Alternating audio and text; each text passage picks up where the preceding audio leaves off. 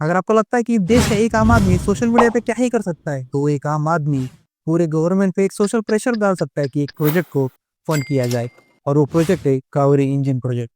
Kaveri engine DRDO का एक project है जिसमें हम हमारे मेड इन इंडिया में खुद की इंजन बनाएंगे हमारे फाइटर जेट्स के लिए। आज तक हम हमारे खुद के फाइटर जेट जैसे कि तेजस, उनके लिए हम फ्रांस और रशिया पे डिपेंडेंट है, और ये जैसे अपनी खुद की टेक्नोलॉजी कभी शेयर नहीं करते। अगर हमें हमारे इंजन के लिए इनके साथ काम करना पड़ेगा, तो हमें इनके हिसाब से चलना पड़ेगा। इनके कुछ रूल्स हुए, उनके हिसाब से हमें चलना पड़ेगा।